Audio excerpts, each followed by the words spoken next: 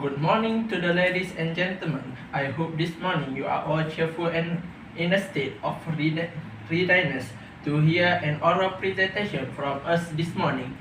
My name is Muhammad Amir and I was accompanied by another speaker today, Muhammad Aiman Hazi. Our team has been working hard to pull this together and we hope you are looking forward to this as much as we are. Today, we're gonna talk about why crime rate increasing in Malaysia and how to handle. Crime rate in Malaysia showed an increasing of 11.9% in 2020 compared to the previous years. However, the public perceptions of crime did not improve. According to the Royal Malaysian Police, the cities and towns with the highest number of criminal cases were Petaling Jaya, Johor Bahru, Bukit Bertajam, Ipoh and Kuantan. From year to year and from the time to time, we can see that crime cases are on the rise in our country. Before that, let me tell you all about various from crime in Malaysia. Crime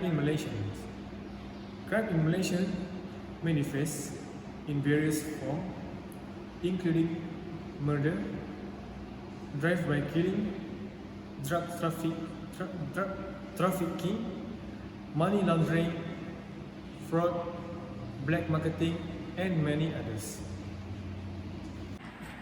Many people are too scared to leave their home because of a fear of crime. Some people think that more should be done to prevent crime, where others feel that nothing can be done. It is quite obvious that the rate of crime are increasing day by day in all society in Malaysia. But I personally do believe that there are a lot which can be done by both the government and the individual to reduce the crime in community. Point 1. Why the crime happen? Discouraging the choice of crime. The purpose of punishment is to discourage a person from committing a crime. Punishment is supposed to make criminal behavior less attractive and more risky. Imprisonment and loss of income is a major hardship to many people. Another way of influencing choice is to make crime more difficult or to reduce the opportunity. This can be as simple as better lighting, locking bar on auto steering wheel, the presence of guard dog, or high technology improvements such as security system and photograph on credit card. Okay, for the second point is parental relationship. A cycle of violence is where people who grow up with abuse or antisocial behavior in the home will be much more likely to mistreat their own children, who in turn will often follow the same pattern. Children who are neglected or abused and more likely to commit crimes later in life than others. Similarly, sexual abuse in childhood often leads them victims to become sexual predators as adults. Many inmates on death row have histories of some kind of severe abuse. The neglect and abuse of children often progresses through several generations.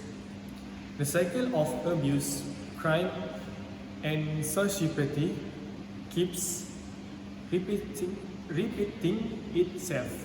The cycle of violence concept, based on the quality of early life relationships, has its positive counterpart. Supportive and loving parents who respond to the basic need of their child instill self-confidence and and interest in society environment. The children are generally well adjusted in relating to others and are far less likely to commit crimes. Point 3. Drug and alcohol. Some social factors pose an especially strong influence over a person's ability to make choice. Drug and alcohol abuse is one such factor. The urge to commit crime to support a drug habit definitely influence the decision process. Both drug and alcohol impair judgment and reduce inhibition. Socially defined role of behavior, giving a person greater courage to commit a crime. Deterrence such as long prison sentence have little meaning when a person is high or drunk. Point 4 is weaknesses in law enforcement and the criminal justice system. As ordinary human beings, we do not run away from making mistakes, and there is not denying that in very department there are weaknesses in enforcing the law. Humans are now getting smarter, and the authorities need to get cooperation from the community to find out the latest trends or modus operandi by using criminal to ensure that crime can be curbed. Weaknesses in the criminal justice system need to be studied from time to time in line with the changing era from globalizations. Because from the study of most criminals released or those released from prison, we repeat the same offense. Now, we will discuss about how to handle the crime. In my opinion, help children and everyone to learn about the consequences of violence. Letting them lay out their truths about violence can help them learn how to think through these and other issues. Additionally, educate children and everyone how to handle conflicts and problems without using force. Well, in my opinion, we need for more efficient street lighting. It's an important service that each city government should provide. Improving environmental measure by placing brighter light in polyit area can help reduce crime because dimly lit neighborhood make it easy for criminals to operate unnoticed. Next, install CCTV camera inside and outside of your home to record and monitor any criminal activity. It can help in the apprehension of criminal. When you capture the crime on video, when you leave, lock your door and window and have a sign that you have camera rolling in your house. Criminal hate camera. Lastly, talk with your neighbors and learn the normal happening at their homes. When you know your neighbors and you know the people who belong in your neighborhood, you will also know if something is wrong. If a criminal enters one of your neighbor's home, you will never think twice. Value or impact of the crime.